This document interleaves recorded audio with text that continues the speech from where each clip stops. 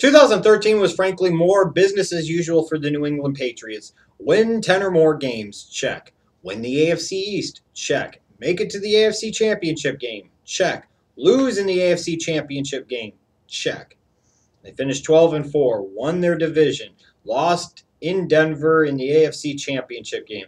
Like I said, there's another season and more of the same old stuff, really, for the New England Patriots. So this is a team, I think, that their window of opportunity, frankly, to win a championship is growing smaller by the year, just like it is in Denver with Peyton Manning. It's basically as long as you have Peyton, that's your window of opportunity, and that's about it. Well, in New England, as long as you have Tom Brady, that window of opportunity is there, but how much longer is that window going to stay open? I think it's starting to close on itself slowly but surely. So I was expecting the New England Patriots to be somewhat busy in this offseason and maybe a little bit more aggressive and a little bit more active in free agency than they have been in years past. And they were. Obviously their big signing is Darrelle Revis. For years, I think they've lacked that true, identity in the secondary, that true shutdown corner. And people might point to Aqib Talib and say that he was that. At times he could be, but then you look at the past couple of years, he found a way to get hurt in the AFC Championship game. He wasn't there when you really needed him, and sometimes he wasn't there even when he was there when you really needed him. They bring in Brandon Browner from the Seattle Seahawks, and once he serves his suspension for the first 4 games of the season, you would assume him and Revis will form one of the best, most physical tandems at corner in the entire National Football League. They brought in Brandon LaFell to improve that wide receiving core. They took him away from the Carolina Panthers. They drafted Dominic Easley in the first round, a bit of a gamble pick, but a guy with some explosive pass rush ability that could line up all over the defensive line, something that the New England Patriots could always use more of, frankly. In terms of some losses for this team, they lost guys like LeGarrette Blount and Brandon Spikes and Aqib Talib, but you look at LeGarrette Blount, this is a team that has a lot of other running backs already. How much did they really lose by losing Blount? You might say some, but I say maybe not as much as you think. Brandon Spikes, did they really lose that much losing a 2-down inside linebacker? I don't know. Aqib Talib, you replace him with Darrelle Revis and Brandon Browner. If anything, I think losing Talib was addition by subtraction. Getting rid of him, you were able to bring in other pieces and, frankly, probably better pieces and improve your secondary more overall. Heading into 2014, what will be some of the strengths for this New England Patriots team? Obviously, you've got Bill Belichick at the top. It's his message, it's his leadership, it's his consistency that consistently keeps the New England Patriots in the mix year in and year out. And right lockstep in that with him has to be the first ballot future Hall of Famer, Tom Brady.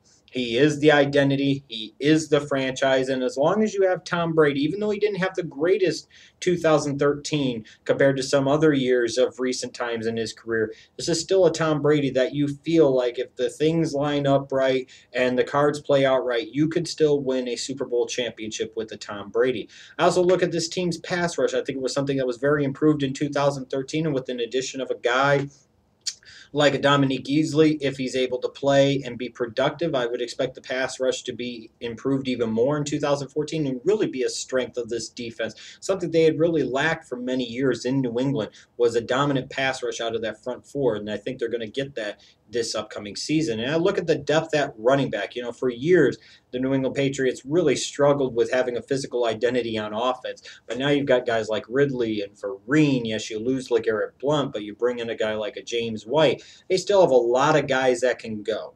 They can still find a way to get production out of the running game. Because if you say, well, LeGarrette Blount's loss is going to be a big deal, well, the year before they lost Danny Woodhead.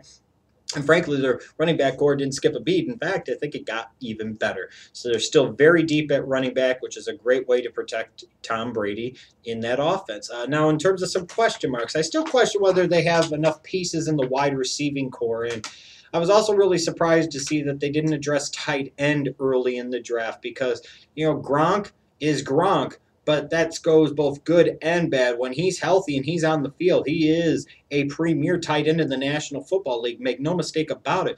But so often is the case, he's not healthy and he's not on the field. And you saw what happened in 2013. Gronk wasn't healthy. You had shoot 'em up, bang, bang. Aaron Hernandez obviously was gone and never to be seen again as he's serving, I'm sure, what will end up being life sentences in a pound me in the ass federal prison.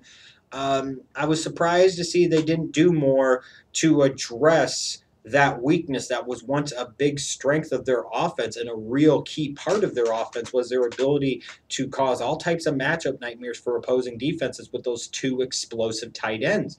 And I'm still not sure that they've got those two explosive tight ends. And if Gronk goes down with another injury this year, they're going to have nothing at that position in the wide receiving core. Yeah, you've got Edelman and Amendola and Tompkins and this and that. You bring in LaFell, but they really don't have a number one guy. And I'm not sure if they have the pieces they still need on the outside to help Tom Brady. I think it puts maybe still a little too much pressure on Tom Brady to be too perfect. And when that happens, that could be disastrous. I also question whether or not this team is really championship material. The Patriots are starting to look a lot to me like the Atlanta Braves in baseball of the 90s and early 2000s, a team that was consistently in the mix every year, but really lacked that chemistry of a champion, really lacked that championship material, that championship ingredient that could help get them over the hump. And looking at the New England Patriots, this is a team that still looks really good on paper, that you'd fully expect to have another really good season. But what is so different about this team this year that is going to help them get over the hump that they failed to get over in 2013 and 2012 or even 2011 when they lost for the second time in the Super Bowl to the New York Giants? Where is the difference here? Where is that mix up in the chemistry or that shaking up of the chemistry and construction of the team that makes this team really a championship contender? I don't know if I see it. Looking at their schedule, they've got the AFC West, the NFC North, and then they've got other AFC games against Cincinnati and Indianapolis. Tough schedule for a team that's consistently won double-digit games for the past several years now. One interesting stretch of schedule for the Patriots will be a 3-week stretch between 7 and 9. Where they have 3 straight home games against the Jets, the Bears, and the Broncos. They need to go 3-0 in that stretch because, to me, this is a New England Patriots team that should be focusing all year long on trying to get the best record, frankly, in the AFC, so that way they can have home field advantage throughout. That should be the goal of the regular season. That should be the focus. And right there, winning those 3 straight home games against the Jets, a divisional opponent, the Bears, and then the Denver Broncos, especially if the Denver Broncos expect to be in the mix for home field advantage all year long, man, that gives you a huge edge in terms of tiebreaker. If you finish with the same record, you get over them because of the head-to-head win. So that's a critical stretch of schedule. Those 3 games at home, the Patriots need to find a way to win all 3 of them. Keys to success for this team in the season to come. The wide receivers need to play better. The Patriots need to get more out of those wide receivers. They need Gronkowski to stay healthy. They need that running game to continue to provide some relief and some help to Tom Brady. They need Revis and Browner to be dominant out the outside at corner, because I'm still questioning whether or not that secondary is all that great around them, especially at the safety position. I think ultimately this will be a lot of the same old for the New England Patriots. I look at this team and I see one of the better teams in the National Football League, but I see nothing that indicates to me that this is the best team in the National Football League or is a team that realistically has any hopes of winning the Super Bowl.